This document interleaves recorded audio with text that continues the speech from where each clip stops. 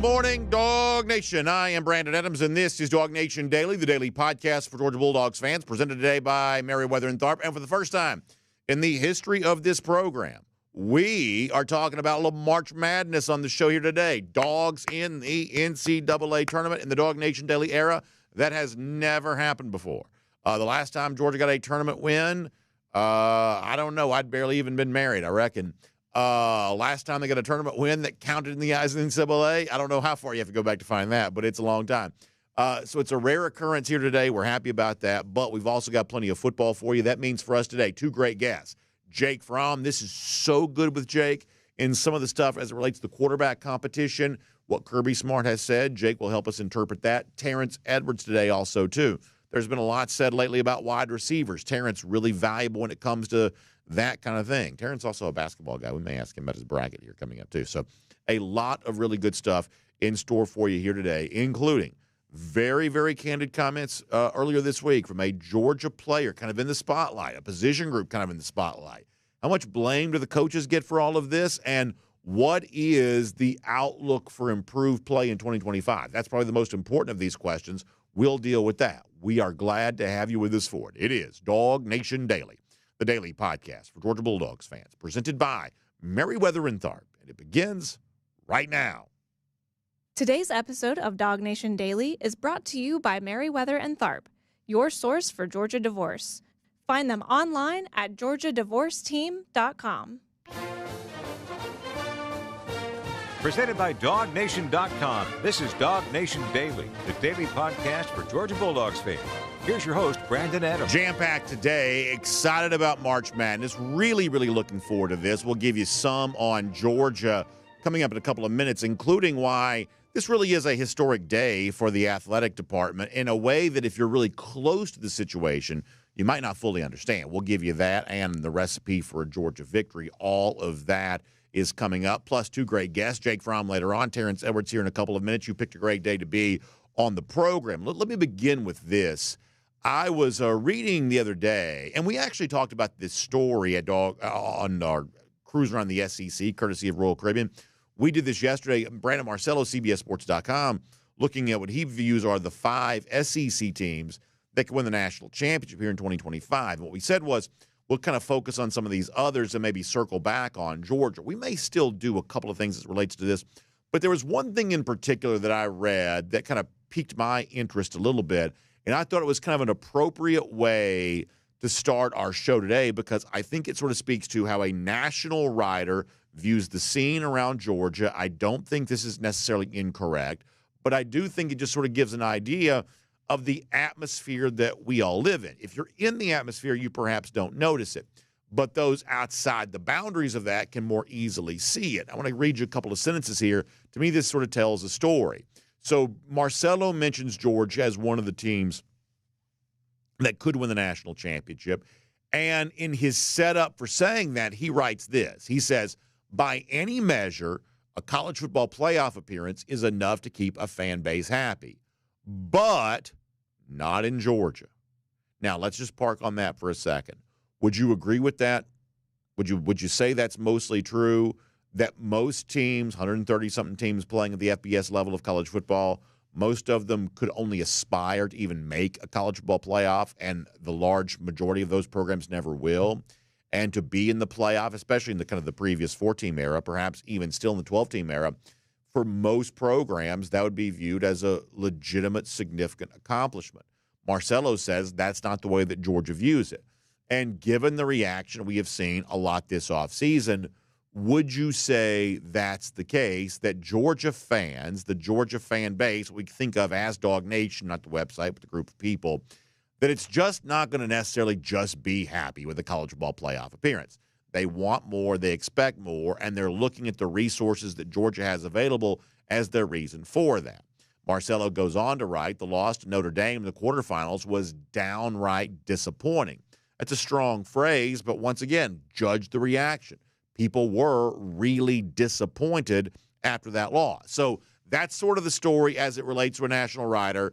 Georgia fans aren't happy with playoff appearances alone. People were really upset after the loss to Notre Dame. And we would say in some form or fashion, factually, that's just probably true. I would also add to that, then I'm going to come to the defense of Georgia fans when it comes to the extreme level of that passion they possess. Because on the one hand, it makes the losses really, really tough, but boy, it makes the wins really, really fun. Because, that passion shows up as a huge level of love for the program. Sometimes love has a tendency to go too far, and it sort of turns into something else, and that's kind of true for life, more broadly speaking, but that's a different topic for a different day.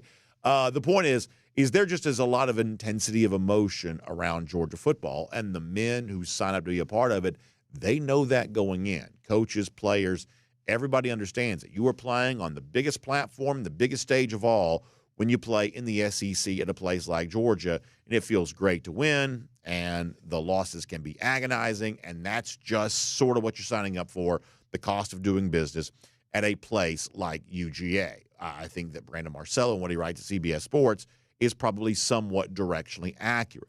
So when there are seasons that end kind of below expectations, even though Georgia won the SEC, I wouldn't call 2024 a failure by any means, beating Texas twice, no small feat. I wouldn't call it a failure by any means, but I think it is fair to say, as the CBS writer points out, probably below the expectations that exist for the program. There is going to be a diagnosis that's ongoing about that. And maybe at times the volume gets turned up too loud. Maybe at times people take it just a little bit too far. Maybe all of that is perhaps true, but it is undeniable there is going to be a diagnosis of what went wrong, how does it get better, what is the story with that. And it is just a fact of life that sometimes coaches are going to get caught in those crosshairs. It just becomes a very easy knee-jerk reaction thing to do. Knee-jerk reactions, frankly, aren't even always wrong. It's just the way that it's going to be. So as Georgia has gone through spring practice the last couple of weeks, the obvious backdrop of all of this sort of hangs over the program. And we told you that on Tuesday, we had a rare situation where we got a chance to hear from 7 different Georgia players. And the kind of narrative through line through all of that was incredible candor, remarkable honesty, frankly, pretty refreshing. We've said a lot in the past that, sometimes coaches know how to do coach speak. And so, therefore, when you hear them speak, you're like, boy, does that really reflect the actual truth, or does that just sort of sound like something that a coach would say? By comparison, oftentimes players just sort of tell it like it is. And we, I think, had several instances the last, couple of weeks of Georgia players stepping to a podium and just sort of telling it like it is. And I thought an example of that in particular on Tuesday. Now, yesterday we did a lot of stuff with Jordan Hall, and kind of like for the next few days, we're just going to like look at some of these guys and just sort of focus in on some of what they had to say. But the Jordan Hall stuff we played yesterday, I thought was really good. And frankly, just as good as that is some stuff here from Monroe Freeling. Everybody knows the situation with Freeling.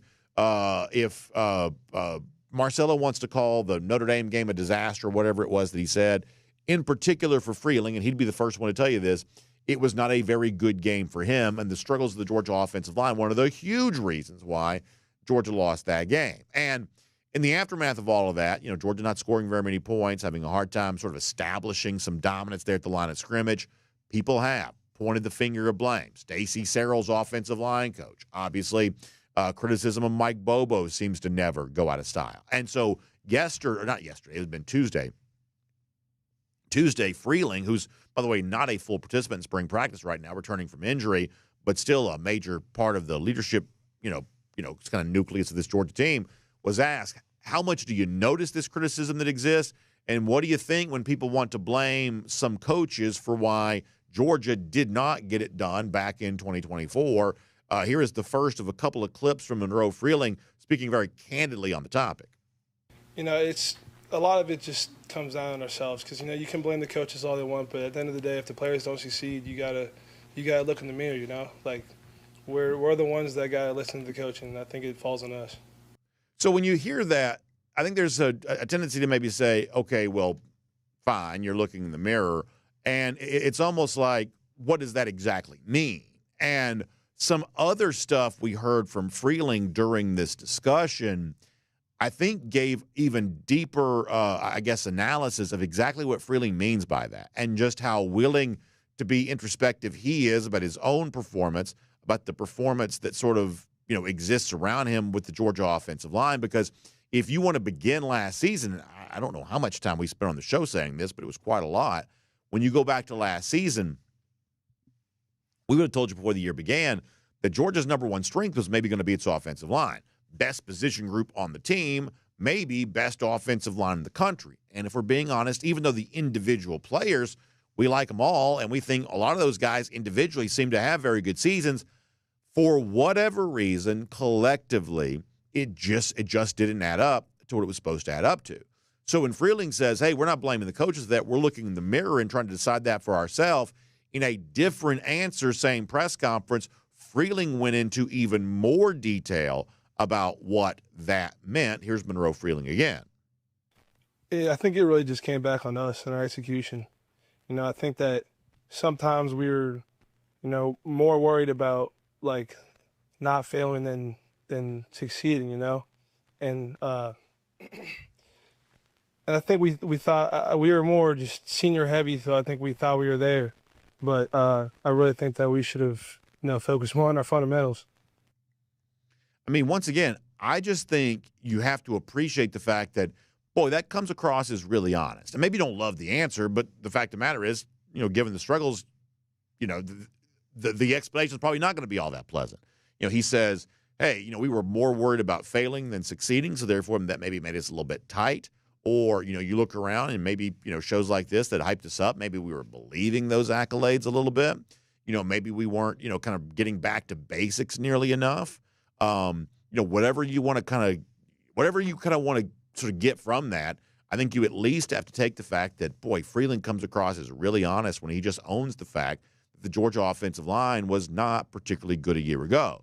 And he lays it out in sort of a matter-of-fact cadence in ways the coaches don't always do, including Kirby Smart. Just being honest myself, that if you want to hear the truth, sometimes the players sort of give you a more unvarnished version of the truth than the coaches perhaps will. But speaking of the coach, Kirby Smart, whatever you want to say about what last year was and how Georgia did not get it done on the offensive line, whoever you want to point the finger of blame to about that, the fact of the matter is, as you now turn the page here to 2025, the job is improvement. The job is being better along the offensive line.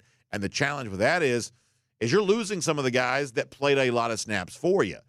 Guys who are going on to the NFL, guys we think are going to be pretty attractive draft picks. I'm thinking about Dylan Fairchild. You've seen Jared Wilson get some love. On and on you want to go. Obviously, Tate Ratledge. You look at guys that are leaving this program expected to be drafted pretty high. And even after kind of a disappointing year for the offensive line, it's now the challenge of, okay, the group overall needs to get better, and it needs to get better with some guys who've played a little less than some of these other guys who are now leaving the program. And on Tuesday, Kirby Smart did talk about that, about how this Georgia offensive line kind of rebuilds itself, now having to also account for a lot of experience that's departed out of the program. This is Kirby Smart. Yeah, it's brand new. I mean, there's a lot of snaps that have left the building in terms of that. It's funny because so I look at it as 4 starters left, 4 guys will be drafted, so your whole line's turning over. But then you look and say, Micah Morris started several games and played a lot. Drew Bobo started several games and played a lot. Ernest Green started several games, played a lot. Monroe Freeling started. So we're very fortunate that we had to play a lot of guys due to injury. So it's like you got some guys that started and played, and then behind that, it's a new cast of characters, and they've got to grow up and play.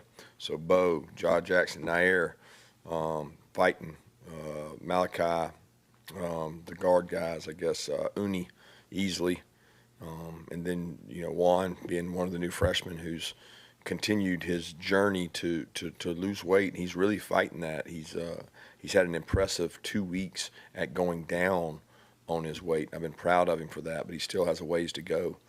And then Mason Short, Cortez. I mean, all those guys are really competing in their dentists.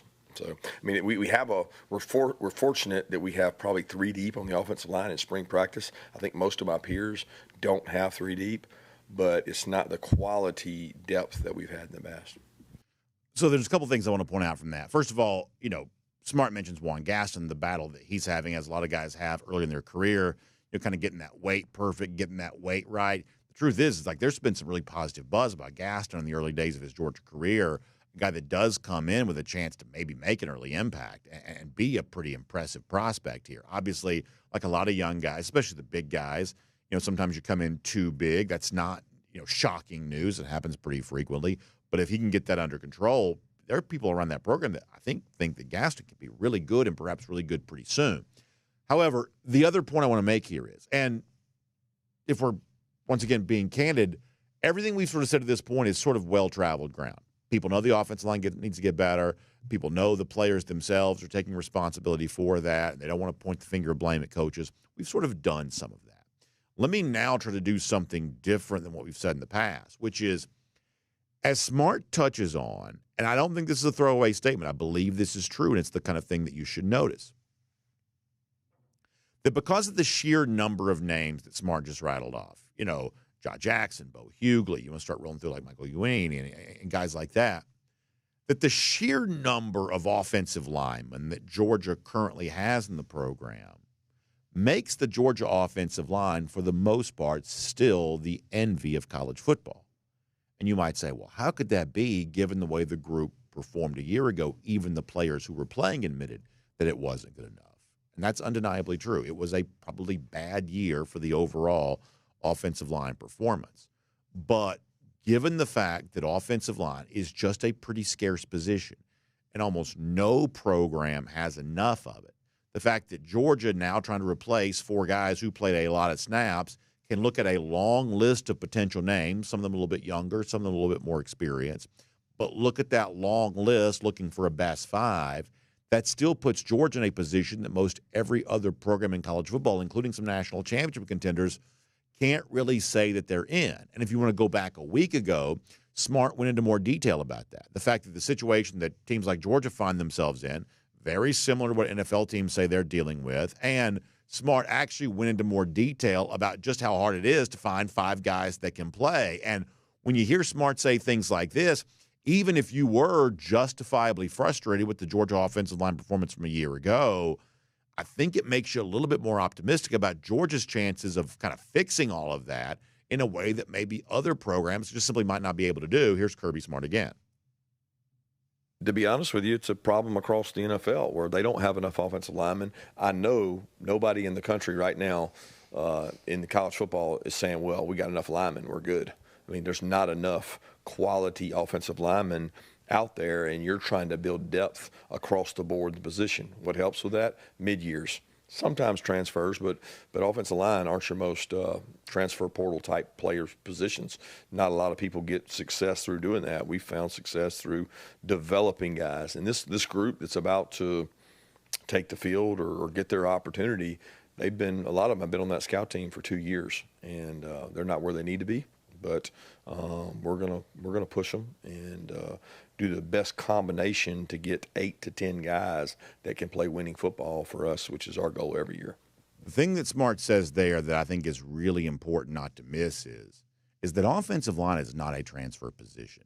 We kind of live in a transfer portal age, and we're seeing some value found in some spots in the portal. More teams seemingly doing what they can to keep their players. We're seeing less big names transferring as of late. But that's sort of always been true for the transfer portal. If you don't get guys coming out of high school, you're not getting guys, and you're not going to have a quality offensive line. Now, sometimes you may have happened to what happened to Georgia in 2024, a group that you think is going to be good for whatever reason just doesn't seem to gel in the way that we would have imagined it probably would have been the case. However, even with that, Georgia still has a strength at offensive line, an overall collective value within the offensive line that most other programs don't have. And coming off of kind of a down year and a bad performance from that group, and maybe one of the reasons that Georgia didn't win the national championship is because of the offensive line. Even understanding all of that, Georgia's chances of building a great offensive line in 2025 still perhaps better than almost any team in the country because of the sheer number of potential names they have there. And as Smart points out, with everybody not really feeling like they have enough, with nobody kind of having the easy button of the transfer portal lean in, you better be glad that you've been recruiting in previous years as well as you have. And to sort of put one more kind of, I guess, emphasis on this point, in addition to just some raw talent ready perhaps for more playing time, to go back to Monroe Freeling for a moment, I think there's also a belief within this group that they're a little salty about the fact that last year wasn't great. And the season came to, in the eyes of some, a premature end with the offensive line shouldering some of the blame for why that was. Monroe Freeling says that Notre Dame game that Brandon Marcello from CBS Sports called a disaster. Monroe Freeling says the memory of that game, Freeling's own performance, the performance of the offensive line collectively, still lives on in the minds of these offensive linemen. And apparently that's a source of motivation as Georgia's going to work right now. Let's hear Monroe Freeling one more time. I think that we have a really young team now, and I think that everyone's more hungry because most people on this team haven't won a national championship, including myself. And I think that drive and that sour taste left in our mouth will bring us into the next season starting strong. So let me just sort of simply wrap all this up by saying this. I can't promise you that Georgia's offensive line in 2025 is going to be way better than it was. But even with some struggles a year ago, Georgia is as equipped as any team in America, perhaps more equipped than any other team in America, to kind of rebuild this in the right way. Because when you look at the list of potential names that could step up in a big way, it's actually a pretty long one. So I think it's perhaps time to sort of move past what went wrong in 2024 and who takes the blame for that. And I think it's just sort of fun this time of year to think about what could be right here for 2025. And the Georgia offensive line here in 2025 could be a lot more right than it was a year ago. My name's Brandon Adams, and this is DawgNation Daily, the daily podcast for Georgia Bulldogs fans, presented today by Merriweather and Tharp. We are glad you were with us. However you're getting to us, video 10 a.m., radio, Athens Sports Radio 960 The Ref, podcast, wherever you find them. Just thrilled to have you as a part of the show. So happy about having the return of March Madness here, too. How much fun is that going to be for the Dogs later on today? We got a little bit of that coming up. Also, two great guests later on here, too. But a big thanks to our friends at Merriweather and Tharp who make this show all possible. Of course, your source for Georgia divorce. And, of course, the divorce process is scary and confusing. You either know this firsthand because of your own story, or you've certainly heard someone else's story, and they're never fun stories, right? It's always a thing that whatever starts you on that journey is an unpleasant circumstance. It just is. But my belief is, and I do mean this, is one of the reasons why I love talking about Merriweather and Tharp on the show, is because if you find yourself in sort of an unpleasant situation right now, there can be a happier tomorrow. There can be a next season of your life much more enjoyable than perhaps the one that you're currently in right now. And if you feel like you're kind of ready for that, maybe kind of need that, well, our friends at Merriweather and Tharp may be able to help you get to that point and walk with you through what can be really challenging situations. I want you to find them online. It's GeorgiaDivorceTeam.com. GeorgiaDivorceTeam.com. Merriweather and Tharp is your source for Georgia divorce, offices all across our state. And when you have that initial consultation, first of all, sometimes it's just sort of nice to have somebody to tell your story to.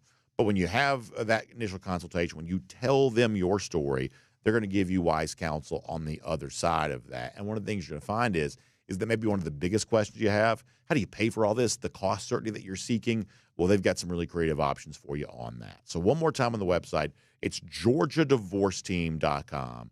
Merriweather and Tharp is your source for Georgia divorce. So before we're done today, a great interview with Jake Fromm. And I know it's great because we recorded it yesterday. One of the things that has come up recently is the statement from Kirby Smart that Ryan Puglisi, the presumed backup quarterback for Georgia, has a long way to go in his development. Well, I asked Jake, exactly what does that mean when we think about a quarterback having a long way to go moving into year two for someone who's been through all of this with Kirby Smart? Jake Fromm is going to give us some terrific insight into that here coming up in just a little bit. Also, Terrence Edwards in a couple of minutes, too. That's going to be a lot of fun with the former Georgia wide receiver. Plenty to talk about with him today. But prior to that, I want to go around the doghouse. And obviously, as I'm broadcasting here this Thursday morning in a few hours, we get the return of March Madness to the Georgia Bulldogs. Now, I'll also say this. So this morning before I came in today, I tried to respond again to all those who are sending in. By the way, the response to this has really been amazing. People are so nice, so kind to want to be a part of our Golden Shoe Bracket Challenge. And it is right now here in the Eastern Time Zone, 10:25 a.m. as I'm recording this live. And so the games themselves tip off around noon. Brackets are locked at that time. So I have tried to, early this morning, kind of get more back to people. If you still want to send yours in, I'm going to hang out after the show till like at least 11:30, 11:45, something like that, to sort of send the bracket back to you, to give you time to get your picks in and be a part of this. So if you want to be a part of our Golden Shoe Bracket Challenge, just send me your name, your address, your email, your phone number to my email, and you can take the lower third down so people can see this. It's brandon.adams@DawgNation.com. Brandon.adams@DawgNation.com. The winner of this, we're not doing like cash or anything like that. This is just for fun. But we will let you come on DawgNation Daily, presented by Merriweather and Tharp. We'll celebrate your basketball knowledge, but also to the first 200 people who sign up, and we're probably somewhere right around 200, but the truth is I may be able to accommodate a few more people than that. I can only promise 200, but we're going to try to do as many of these as we can. I've got a really fun Golden Shoe sticker I'm going to send you just as a token of my appreciation. It's not, it's not a valuable thing. I don't pretend that, but it is just sort of for fun. So we're going to do that here for you. So if you're listening to me live, if you want to jump in on this, I'm going to hang out after the show until like 11:30, 11:45. Just try to give some time to get the bracket back to you. You have to fill out your picks quick, but we'll try to still get you in if you haven't already, and we'll give you a chance to win our Golden Shoe Bracket Challenge. That's going to be a lot of fun. Now, as far as Georgia against Gonzaga, I think one of the things that those of us who are really close to this sometimes overlook is just how significant it is for Georgia to be back in the tournament for the first time in a decade and seeking their first tournament win in 2 decades. I think that if you're a little maybe farther out of the kind of the bubble of Dawg Nation, this makes a little bit more sense to you. I was seeing the other day, y'all know the famous Barstool podcast called Pardon My Take. It's Big Cat, PFT commenter. And they were talking about teams that have won a football national championship in the NCAA tournament. And I thought Big Cat, if you know who that is, pretty famous guy from Barstool, I thought Big Cat on Pardon My Take actually put into pretty good context, not comparing Georgia to, like, say, Duke or North Carolina or Kansas, Villanova, teams like that, but comparing Georgia to other teams that have won a football national championship. I thought Big Cat did a pretty good job of kind of putting into context just how significant what Georgia's seeking to do today actually is from a historic perspective. This is a Big Cat, Barstool, Pardon My Take, interesting on Georgia as a football school now trying to win in basketball. Of the 10 college football national champions since 2002, 7 out of 10 of them have been to a Final Four. All 10 of them have been to an Elite Eight. All of them have won a minimum of 6 tournament games, and Georgia has not won a game. That's crazy. So you go down the list, like Ohio State, 21 wins, Final Four. Michigan, 25 wins, Final Four. Alabama, 13 wins. Clemson, 6 wins, Elite Eight. That was actually the worst. Florida, obviously, 33 wins, national championship. Texas, 20 wins, Final Four. USC, 8 wins, Elite Eight. Georgia, 0 wins. Combined 154 tournament wins for all other programs that have won a national title in football, and Georgia has had 0 wins since 2002. That's kind of crazy. Isn't it? Why do you think they've had some decent players too, right? It's rare to have such a, football, when you have a big, robust football program, that means you have a lot of money in the athletic department. The basketball school should at least be in the tournament every now and then, and at least winning tournament. It also means that, you can fund a decent basketball program with what you get. And you want to have your fan base spend money in the wintertime after football season's over. With basketball, funding a great athletic department for football is a lot harder to do from the ground up. So I just think that's really interesting. That's PFT commenter Big Cat from Barstool and Pardon My Take talking about Georgia, even in comparison to other so-called football schools, has just had so much less basketball success. Now, my reason for playing this is that, look, most of the people who watch or listen to our show on a regular basis are football people. They're just not that into basketball, and they don't have to be. Not every Georgia football fan is a Georgia basketball fan. There are some fans, though, who are open to being basketball fans. And if you're one of those that's maybe not historically been a big basketball fan, but you're open to supporting it, you like March Madness, for instance, I do think approaching today with the right historic perspective of, in 2002, when Rick won his first SEC championship, that was breaking a 20-year drought. Well, that's kind of what this would be today, breaking a double-decade, 2-decade tournament drought. It's about half the span of the national championship drought that Georgia broke in 2021. This is a major historic feat, just given how long ago the last tournament win happened. I'll also say, and I don't know that everybody's going to agree with this, but it's just my feeling on this. One of the reasons I like the NCAA tournament so much is because, and the two Barstool guys just described it well, financially, Georgia's got so many advantages. It's a big macro college program. By comparison, Gonzaga, a small Jesuit school up in the Pacific Northwest, Spokane, Washington, two very different institutions. And yet in basketball, because there's only 5 players on the floor at one time, Gonzaga can be the favorite. Gonzaga can have the greater basketball history, both, recent years and kind of over the last couple of decades. Gonzaga can have more than that because that's just the nature of college basketball. It's one of the things that I like about the tournament. I know Jimmy Kimmel always jokes about nobody knowing what Gonzaga is, but there are a lot of teams throughout my lifetime in the NCAA tournament that can have success, without a whole lot of fanfare or seemingly large fan bases, just because that's the nature of basketball. And that's what Georgia's playing against today, and that is what we hope to see these Dogs get a win against today, too. It's going to be a fun March Madness. We're happy to have you as part of our Golden Shoe Bracket Challenge. We'll do a little more basketball before we're done, but for now, we want to keep the football conversation going as we wrap up around the Doghouse and get ready to say hello to the terrific former Georgia wide receiver, Terrence Edwards, here today on DawgNation Daily, presented by Merriweather Club. From Athens and across the SEC or wherever the recruiting trail may lead, here's a DawgNation.com insider. On most days in this show, I will bill him as the only 1,000-yard receiver in Georgia football history and the distinguished former Georgia great on the football field. But on a day like today, it seems appropriate to welcome in the former Georgia basketball player, Terrence Edwards, here to DawgNation Daily here today. Terrence, you are a big hoop guy. You love it. I'm guessing you're excited about seeing these Dogs back in the NCAA tournament here today. Have you been getting ready for Georgia and Gonzaga at all?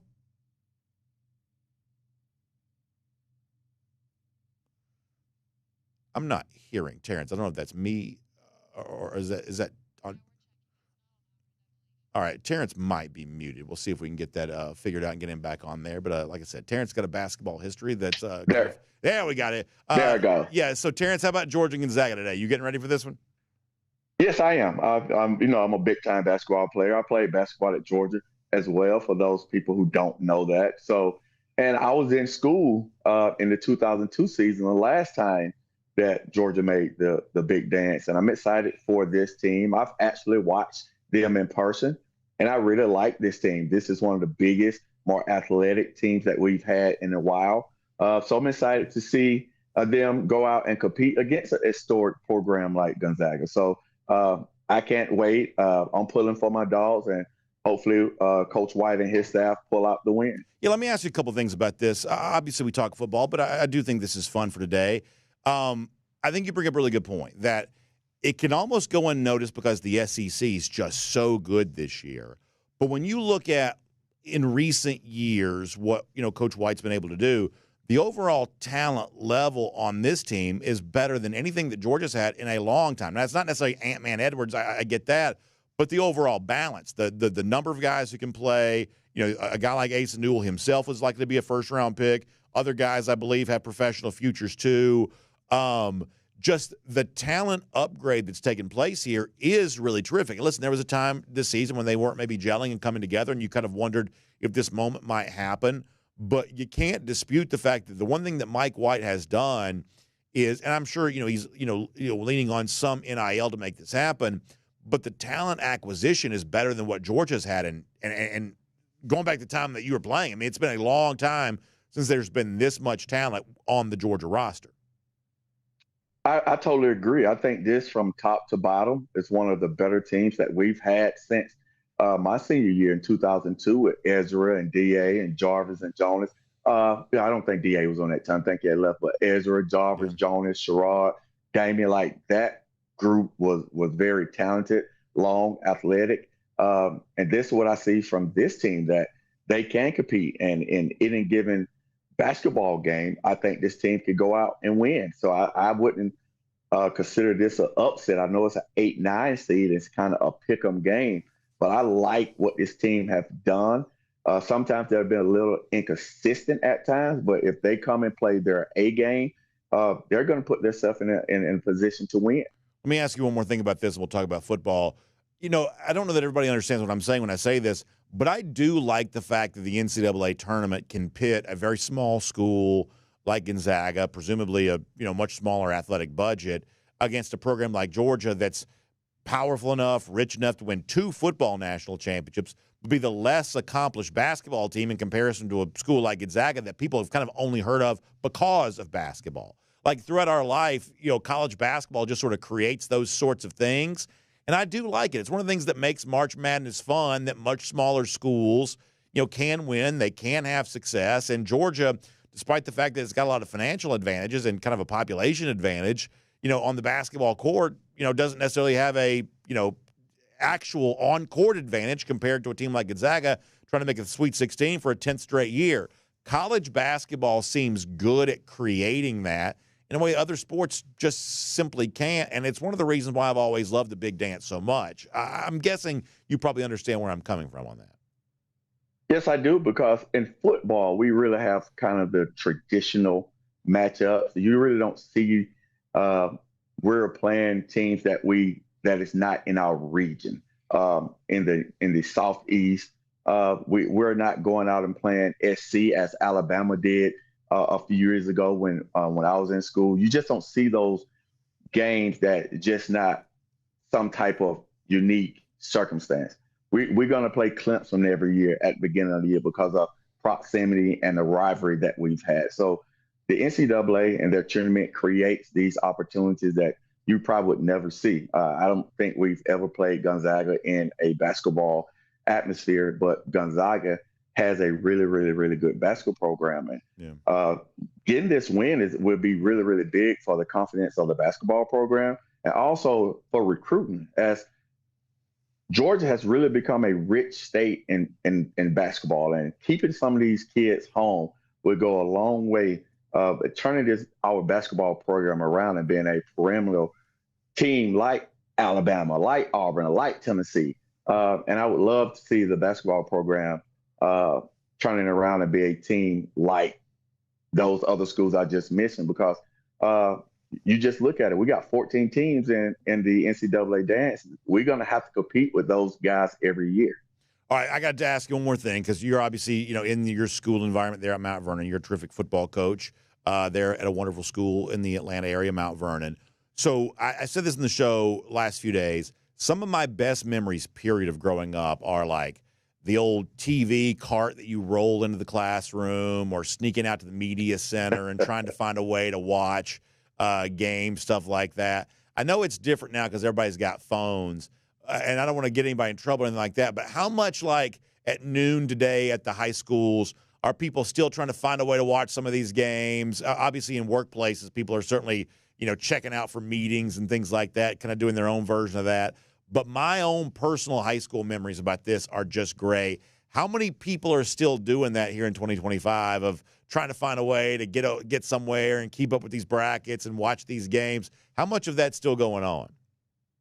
BA, when we was in school, no one had a cell phone. Apps wasn't created. Now everyone has a cell phone, and every app you can find is streaming games. So it's much easier to watch games now than we had to. We had to kind of sneak into the lunchroom while the games was going on. Yeah. But now everyone has some type of laptop, computer, or phone with the streaming apps available. So everyone is watching the games now in a different way than we did. It was more fun when you had to work. I mean, if all you got to do is click one button to do it. Like, that doesn't – like, if you got the hall pass to get to the media center where they had some cable TV, like, you felt like you'd really done something. And if all you got to do is pull out a phone and click one button, I don't think people properly appreciate the work we had to do to follow these games back in the day. No, they don't. They don't know if you sneak out of class. Can I get a hall pass to go to the bathroom and just go and get a sneak peek of the games going on? And teacher asks you stayed in the bathroom a little longer. They knew what was going to do, but I agree. It just the suspense of going out trying to get 5 to 10 seconds and see the scores is just very different now. No doubt about that. Turning to football here for a moment. Kirby Smart was in rare form on Tuesday, or not rare form, but he does this about every year. But he was in sort of classic Kirby form, let's sort of say that, railing about people being out of shape, wide receivers in particular. You're a coach and a former player. When we talk about, like, Georgia-level conditioning to begin a spring practice, Give me a little bit more of an idea of what that means, because obviously to our eyes, these guys all look great, but there's an extra level of conditioning the other Georgia players in the past have talked about needing to find to really succeed at the level these coaches want them to. From your perspective, what exactly does that mean? Yes, I listened to Kirby presser that day, and I really understood where he was coming from. And, coming from high school, you're getting probably the same amount of reps, but it's just the tempo that Georgia has is just a little different, and you can't duplicate this in high school. And some of those guys that just don't understand the work that you have to put into it. They think they're working hard, but they're actually not. And that's why they feel out of shape. I mean, just speaking to CJ, I've talked to him a lot and just talk about how much he's running, staying in shape. But just that tempo of practice, you cannot duplicate that or replicate that in any form, shape, or fashion to going through it. So I think those guys understand the tempo and understand, what it takes to be good. And I think that's also Kirby too, just, talking to his players through the media. I think that's probably true. I want to finish with this. We also heard from Monroe Freeling a little earlier. One of the things that Freeling was talking about was the level of motivation that he and his teammates, probably especially the offensive line, because they did have their issues, but coming off a Notre Dame loss, it was disappointing. The fact that he would describe that as, fuel that's kind of, driving them here right now. How much would you assume that probably is true, and what kind of perception do you have that it might be true? This Georgia team has kind of heard some negativity. There may be some doubts out there. A bunch of guys in kind of a more expanded role than they were in a year ago, perhaps motivated to be even better. How much fuel do you think that provides Georgia right now this spring? I think especially for the offensive line and the receivers, I think that fuel is really burning, because I think those are the two groups that was really talked about last year in a negative light. I think both groups understand that they didn't play their best football, and they're really burning inside to get back out there to prove to themselves and to the coaches and to fans that they are better than what they put on tape last year.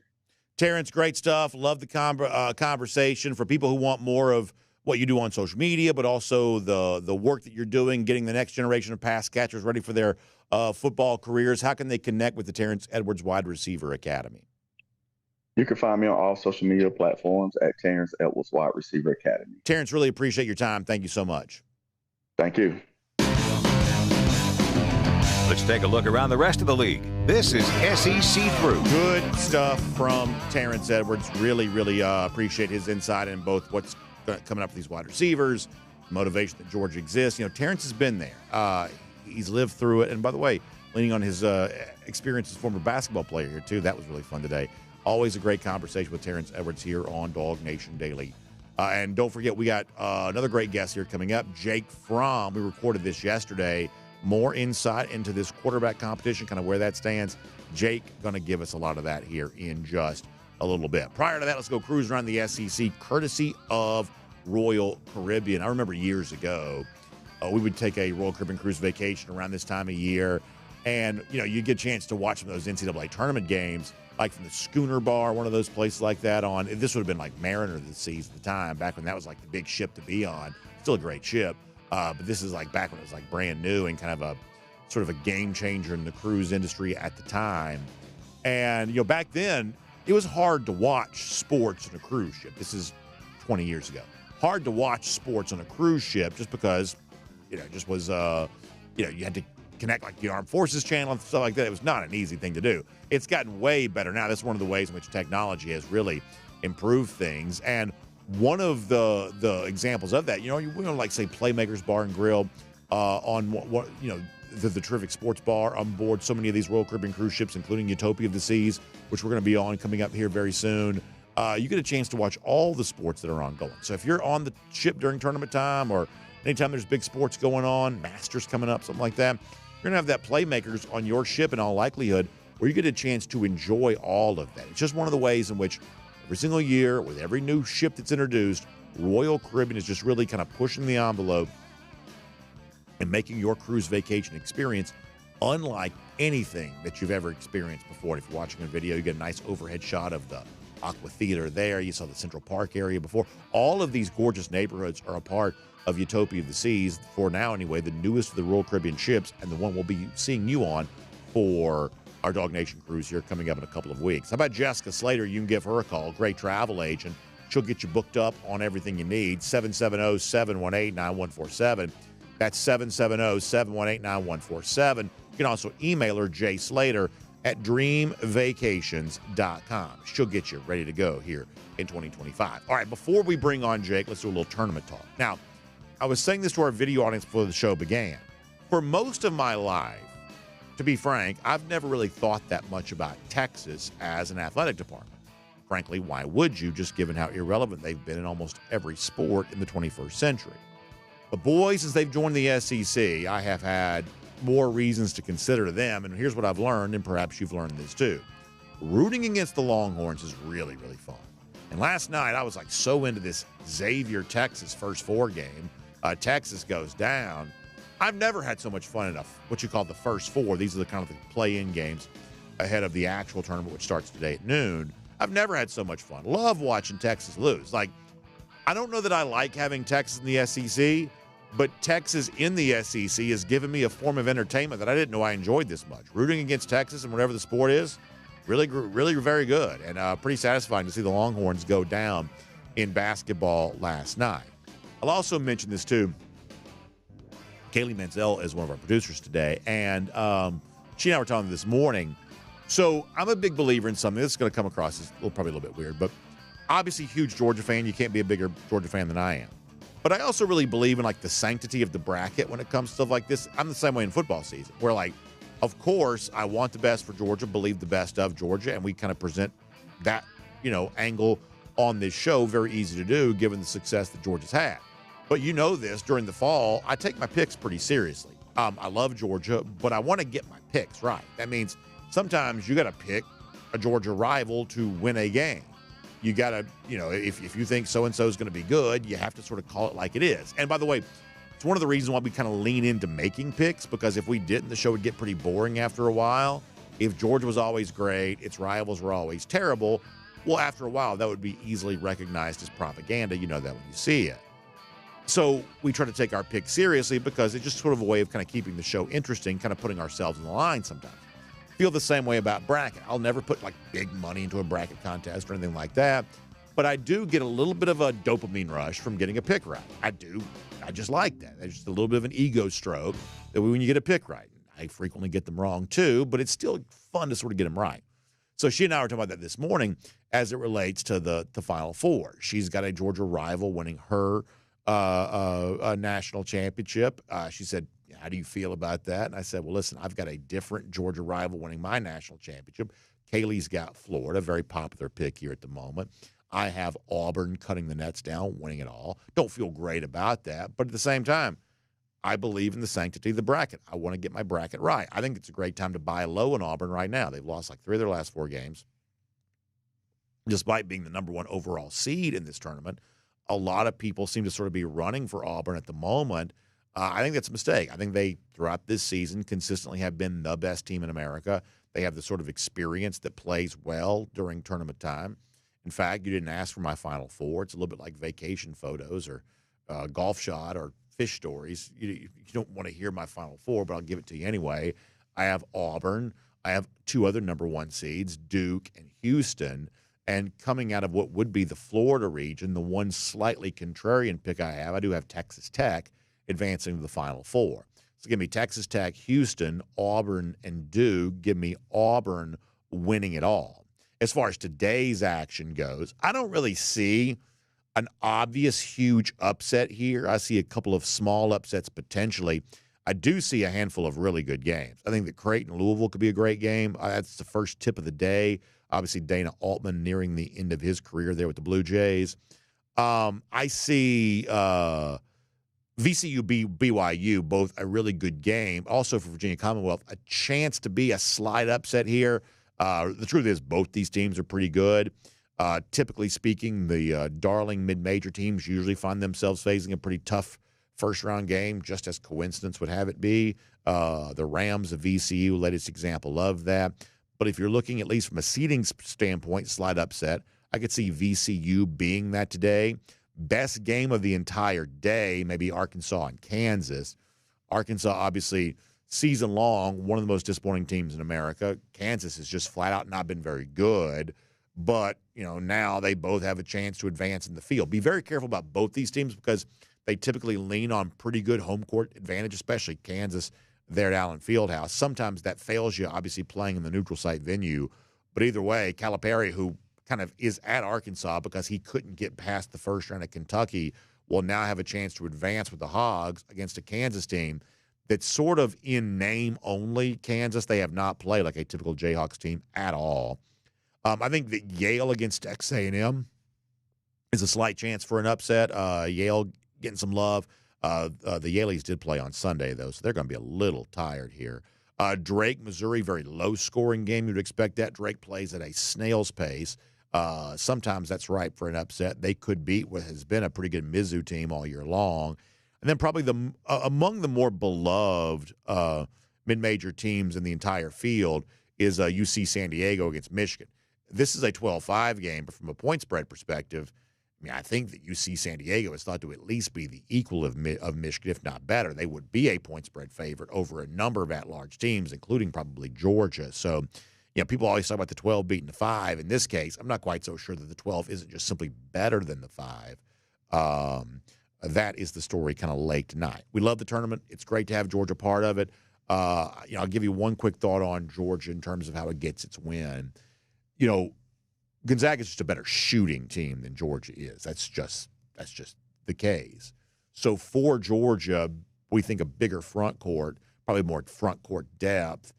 Newell and Abson and Surreal. I think second chance points are going to be a really big deal for Georgia. We talk about this all the time. That the need for offensive rebounds and the ability to prevent your opponent's offensive rebounds, one of the most predictive stats in all of college basketball. Today, the more athletic Georgia team has got to find a way to get extra possessions with the offensive rebound and get those putback points. Because unless, God just really shines down on the Dogs today, Georgia's not going to outshoot Gonzaga. They're just not. But they can still win the game by getting the extra possession, finding those, kind of points in the paint. And you've also got to control the chances for Gonzaga to get the big runouts. They lead the nation, I think, in points in the paint.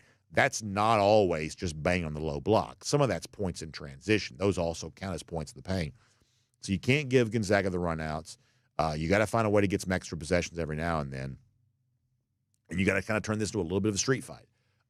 And if that's the kind of game this is, then I think that Georgia is pretty well positioned to do that. Georgia is my pick to win.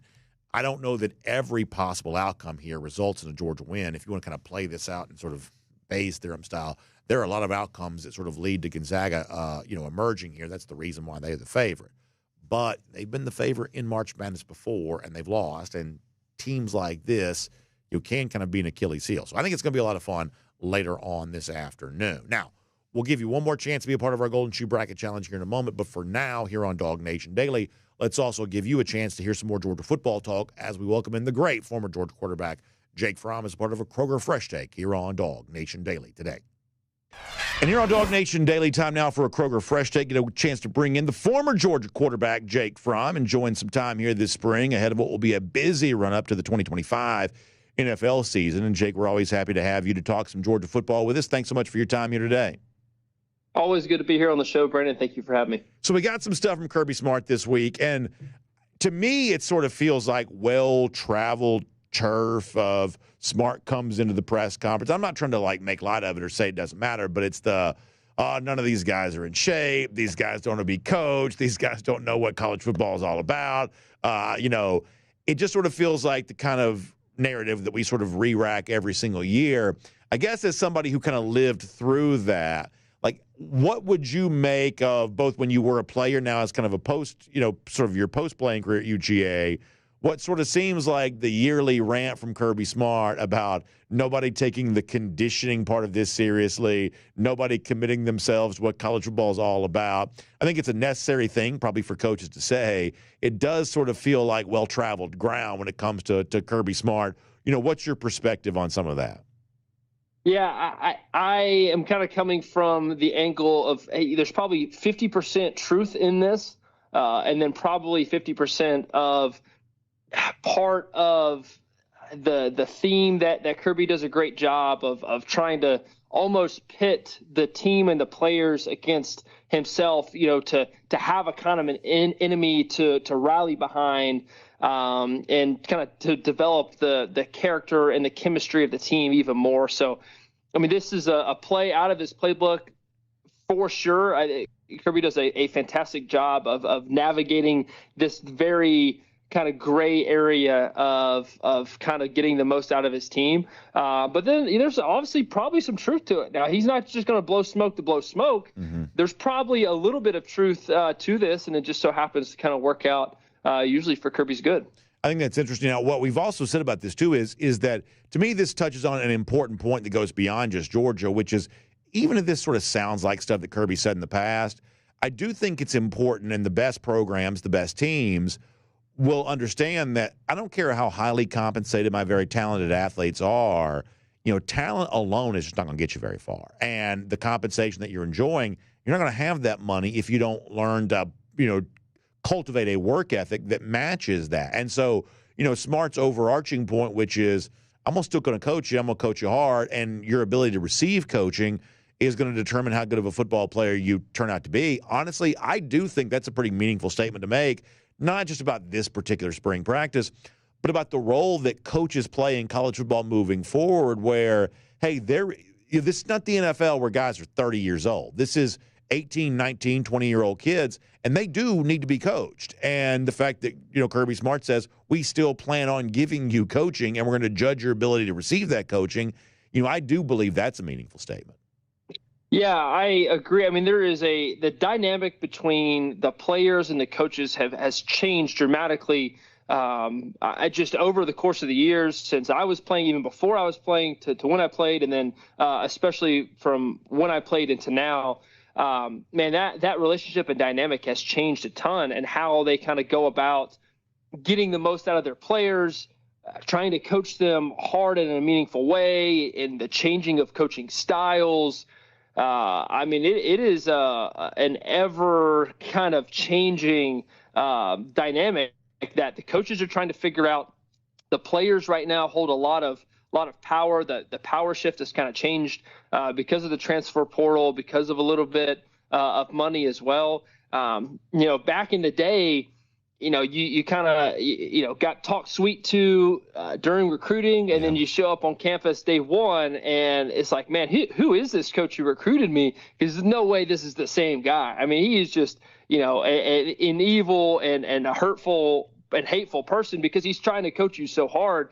Well, now they can't do that. It's not the same as it used to be, and coaches are trying to figure this out. The players right now hold a lot of power, and to be able to get the most out of your players, man, sometimes you have to push a few buttons. So you would say that the nature of coaching then has changed, at least some, because of the freedom of transfers and the fact that players, are theoretically higher compensated than they've been in the past. You would say that has changed the nature of how players are going to be coached.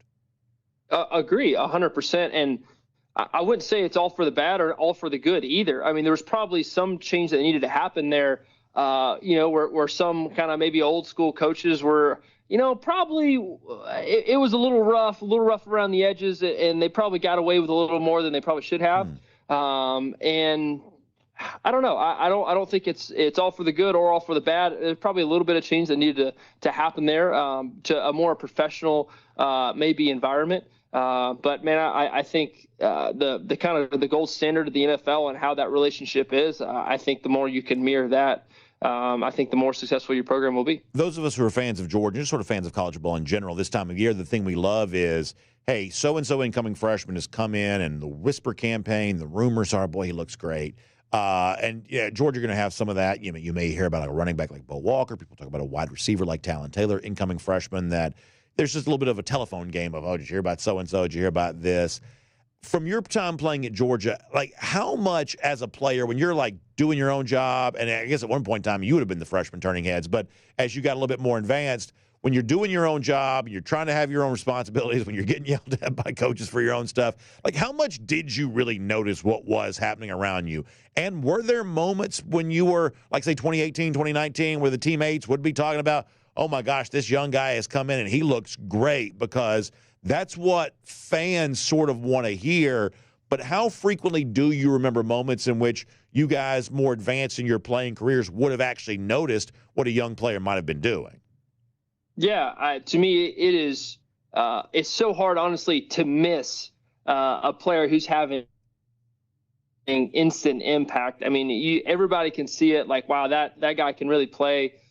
Two guys that I came in with, that to me, they just showed up on day one, and you just knew they had it. DeAndre Swift and Andrew Thomas. Like, you could just tell they belonged. They were mature. They handled their business, and man, they were making plays all across the field. And then I remember kind of James Cook being in this conversation, and then also not necessarily a freshman, but an instant impact transfer was Lawrence Cager as well. So you can definitely tell immediately the guys that can play and have meaningful impact, and they're going to help you on Saturdays during the fall. And I try to say all the time, I don't know of the guys we may be talking about this year who's going to really pan out this year or not. Sometimes these things end up being kind of a false positive. It does occasionally happen. But, Jake, and this is not to say that Georgia had a bad year last year. They won the SEC. They beat Texas twice. A lot of good things happened with this team. But if there was ever a year for somebody to come in, whether it is a transfer like you mentioned or one of these impressive recruits, to sort of spice things up and provide some new energy, this feels like one of those years in which Georgia could just sort of use that some new blood on offense might help rejuvenate things a little bit. And I don't think that's a bad thing for Georgia right now. No, I think you're exactly right. There's plenty of skill positions where, new blood and a new face. And honestly, I mean, there's a lot of guys that just, there is big shoes and big roles to fill. They're still trying to, fill the Brock Bowers role and the Ladd McConkey role. So, there's guys and opportunities out there everywhere. And spring practice is a phenomenal place to throw your name in the hat and to show up and do it consistently, practice after practice. I want to ask you about the quarterback situation coming up, including something Kirby Smart also said last week. But prior to that, let me remind folks, it's our Kroger Fresh Take with Jake Fromm here today. Hey, you're watching a lot of maybe basketball here this week. You want to get stocked up on the food and the drinks you enjoy while you're watching all that. Well, Kroger's the place to go to get stocked up for that. And if you want more time to fill out your brackets and do all that kind of stuff, become a member of Kroger Boost to get more convenience, including free grocery delivery, free pickup, or if you want to save money at the pump, the stuff that you're buying already at your local Kroger as a Kroger Boost member, you get twice the fuel points just for being a Kroger Boost member. So find out more online and try it free for 30 days. It's Kroger.com/boost. That's Kroger.com/boost. All right, Jake, let me bring you in on a discussion that has been going on here this week, because I think you probably understand stuff like this better than almost anybody could. So Kirby goes on Atlanta radio station last week giving an interview. He's asked a question about Ryan Puglisi, very complimentary of Puglisi for all the things we've all noticed. Looks good throwing the ball, just looks the part of a quarterback. And yet in the midst of that answer, Smart also said something about him having kind of a long way to go, I believe was the quote here, basically in terms of learning what it takes to play quarterback at the SEC level, that he's still, I guess, absorbing the playbook and just learning all the stuff that you got to know to be successful doing all of this. As someone who has had to learn all this, we talked about this last week, what does that mean? When Kirby says, and maybe not for Puglisi in particular, but in these types of situations, for a guy going into year 2 on campus, when Kirby says, hey, he's still got a long way to go, some fans were like, well, how come he's still got a long way to go? He's been here, going on 2 years now.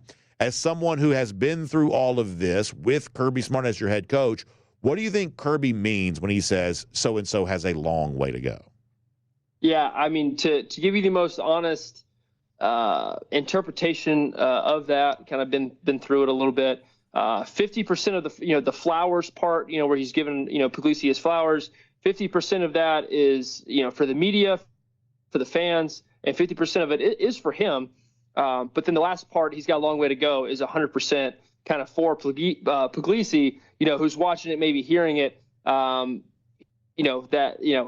coach is saying I got a long way to go, so I can put my head down and go to work. So to me, that's kind of what I see and feel and hear when I hear kind of Coach Smart say that.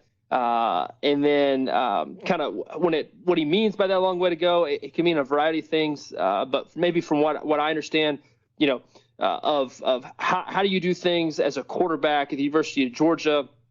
I think being able to demonstrate an understanding of the playbook and kind of rally the guys around. And there's probably a lot of other things as well. But just kind of that's probably more for Puglisi than anybody else when I hear that. If you don't mind a quick follow-up on this, when you were a freshman, I remember Kirby, Feinbaum show, stuff like that. He would, interject interviews and say, I tell you, we got a freshman quarterback, Jake Fromm, and, he's looking really good right now. You're a modest guy. I'm not asking you to brag on yourself, but why do you think it is that maybe Kirby was saying some of those different things about you, because you weren't a guy, at least in Kirby's mind, based on some of the stuff that he was saying, that needed 2 years to be ready. What do you think you showed early days that made Smart express outward confidence in you that maybe he hasn't really done oftentimes since then? Now, maybe it could have been it was also another young quarterback that you were competing with, and so maybe that was a comparison between two young guys. Maybe that's part of what it was. But what do you think you did so early that made Kirby express outward confidence in you in a way that he doesn't always do with young quarterbacks now? Yeah, I think half of it was to push Jacob and make sure that he was, working his tail off as well. And then half of it was because it was the truth. I feel like I came in and had a really strong work ethic, really dove into the playbook, and then was going out there and making throws and making plays and showing up during spring practice. So a little bit of mix, a half and half. He does a great job of kind of saying the right and true things, but doing it in a way that really kind of motivates his players. And I think he does a really good job of that. Not that I was really listening to any of it, but man, I was showing up, going to work, and really trying to do my best practice after practice. I really appreciate the opportunity to bounce stuff like this off of you, because you're one of the very few people who's kind of lived in that world, and to hear what it's like to be kind of inside on all that, I just think it's really interesting. Jake, thanks for your time here as a part of a Kroger Fresh Take. Hope you have a great week. We'll look forward to our chance to hopefully talk to you soon here on DawgNation Daily as well. Yes, sir. Thank you, Brendan. So what has been a very fun show, March Madness, Optimism football team, I guess takes a little bit of a different twist here. Actually, let me just hold on to this, 'cause this is just coming in. We'll see what that is. We'll figure out what that's all about. But let me just keep positive right now. If there's more news to report later on, we'll just report it. How about our Golden Shoe Bracket Challenge? As Jake Fromm, the recorded interview with him, was playing, I was responding to people, and I was getting that out there, getting folks in.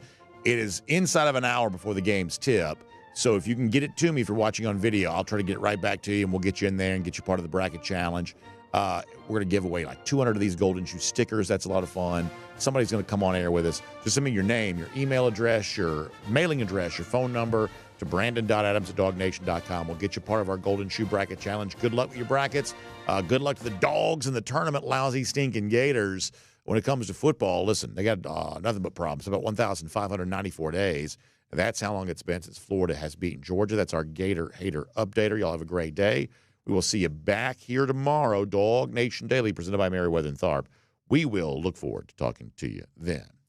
And on video, time now for the R.S. Andrews Cool Down. R.S. Andrews, when you turn to for your air conditioning, heating, plumbing, and electric needs. Showing up on time, doing the work that's promised, the price is promised. You can trust them on all of that. And that should be a lot of fun. All right, so we'll get your comments here. Getting ready for March Madness here today and a whole lot else. And I can't go long because I do want to give, A, I'm going to fill my bracket out, and B, to the people who kind of jump in and get into the bracket, I want to get it back to them so they can get filled out and be a part of our thing here, a part of our contest.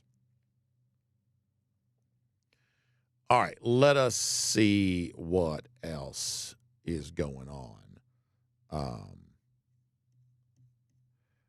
Over here on YouTube, Porter, good to see him here today. Spencer Clark, not exactly. We've never taken outfit continuity very far around here. If I record something, I just wear what I'm wearing. I will say this: I got my windbreaker pullover thing today because it was raining. But when I was like, "Can I do a little side shot here for a second? I just want the record to reflect. Like, I am not this fat. Like, and now listen, I'm not this. I'm not telling you I'm in game shape either.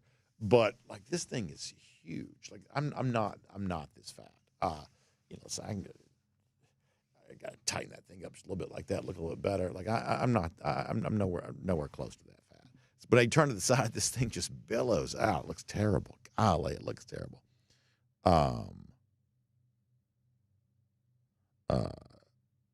Sounds like Sin Atlanta enjoyed the Fromm interview. Glad to hear that.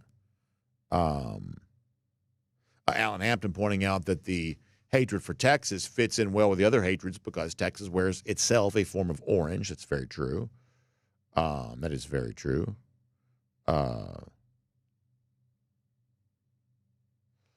Let us see what else.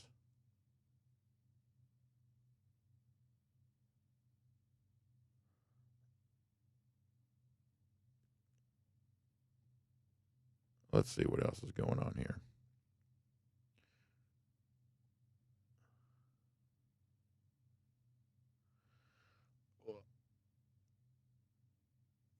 Let's see.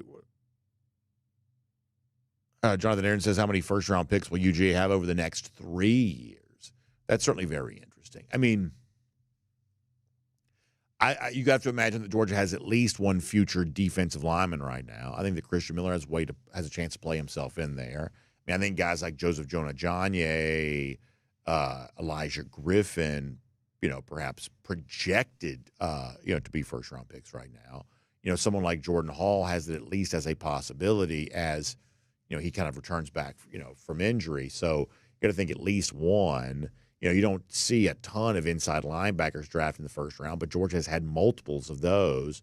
So between Justin Williams, Chris Cole, maybe a C.J. Allen, Raylan Wilson right now, that at least one of those guys is there. They're likely to have a first-round safety this year in Malachi Starks, and then K.J. Bolden could be that too.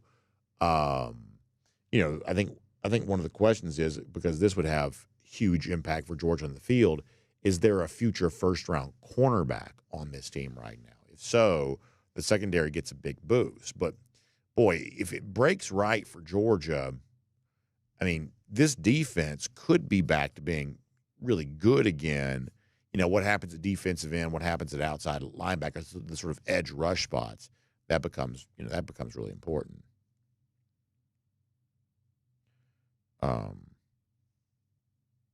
Spencer Clark says, as much as he hates Auburn, riding with Bruce Pearl in the tournament. Yeah, I want to get my bracket right. I want to get my picks right. And I do think that Auburn's probably the right pick. I do.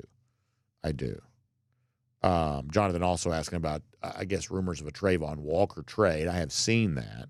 Don't know what to make of that, but I have seen it.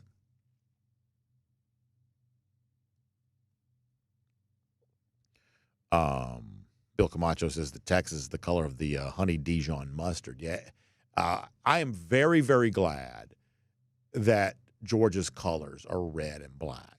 I also like blue hues too, I guess, but like red and black just sort of looks stately and distinguished on pretty much everybody. And we may nitpick about, well, I like this logo better than that logo. We may nitpick about some of that kind of stuff.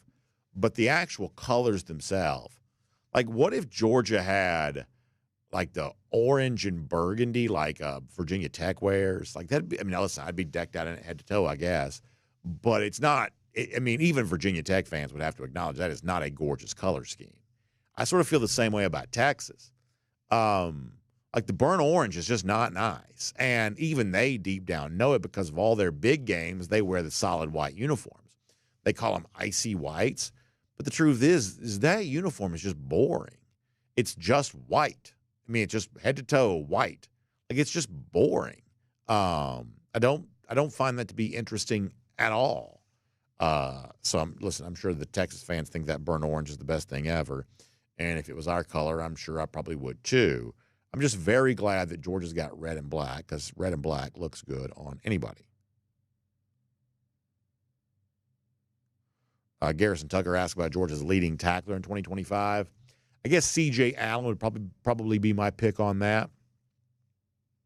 and do expect a really high tackle number from KJ Bolden, but you don't necessarily want your safety leading your team in tackles. But big year from Bolden, but maybe Allen the pick to be the leading tackler. DT pointing out that Sanford Stadium built back in the 1920s. People were just much smaller. And, they've obviously the seats themselves, but what they've done a good job with is expanding the concourses. Like what I cannot believe, I guess there were just fewer people in the stadium maybe too, but I cannot believe how much like space. If you ever go into an old house, it's the same way. People just didn't have a huge expectation for space. There just wasn't a lot of, hey, I need my living space, or, I don't know. I think now, because I get like, there's a lot of things about me that's probably pretty weird. I don't like people to be too close. Like if people are walking too close, I'll usually find a way to like get out of the pathway and just let people do their thing. I don't like people too close. If I go into like a fast food restaurant, I sort of judge where people are sitting. I try to position myself in such a way that I'm not too close to any one person. Man, back in the day, they must have been a lot more comfortable with people kind of in your personal space, because these concourses in the stadium, they're not much wider than this studio. All right, a couple of final comments, and we got to get ready to go. Let me hit Facebook for a moment. I haven't been over there, which I'm sure they're more than happy to. Oh, you know why I'm not on Facebook? Because somehow I got signed out of Facebook. Let me see if I can get this on my phone. I tried to go to Facebook earlier, and I got signed out. I don't know how that happened, but I don't have time to sign in while I'm doing the show. So let me see if I can get this on my phone real quick, and we'll get a couple of Facebooks, and then I'll bounce out of here after that.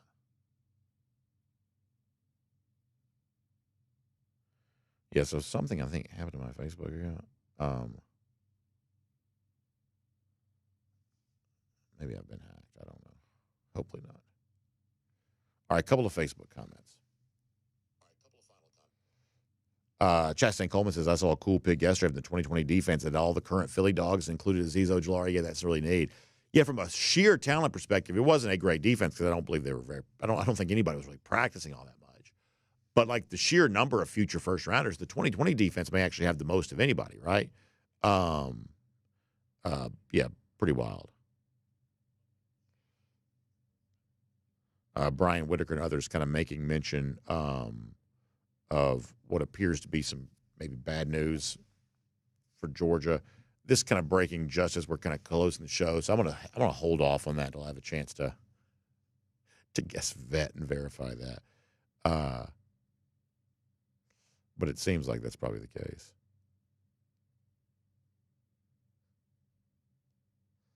Yeah, Matt Rucavino, Lucy also kind of pointing that out too. Yeah, that popping up. Like I said, I haven't had a chance to read that too much, so we're gonna worry. We're gonna let that go for now.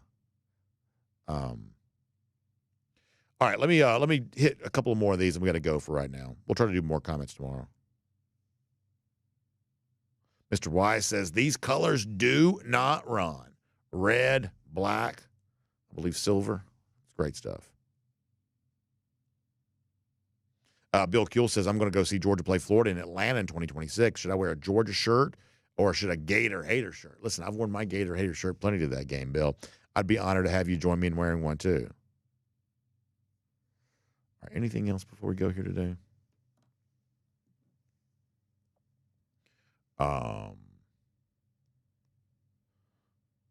Let's see what else. Yeah, so a lot of folks talking about what appears to be breaking news here. Give me a couple of minutes to read that before we talk about it. I just want to kind of check it out. We're not trying to conceal it, but at this point, we've talked about so many of these that odds are it's probably true. But I don't know. All right, so let's go for now. If you want to get your bracket in, some of you have already been sending those in. Give me a second. I'll send you a link. Games tip inside of an hour. Georgia, 4 p.m. this afternoon. We'll see you there for all of that. By the way, no DawgNation at Large officially scheduled today, but perhaps a little fun reaction to a Georgia win could be on the way. That is good stuff. So, y'all check out RS Andrews online. Don't let your basketball watching be ruined by a water heater that goes out or something like that. If you're worried about yours, in many cases, RS Andrews can replace your old faulty water heater the same day. That's why the RS stands for rapid service. So check out RS Andrews online at rsandrews.com for more on that. And we will see you back here tomorrow. DawgNation Daily, presented by Merriweather and Tharp. We'll look forward to talking to you then.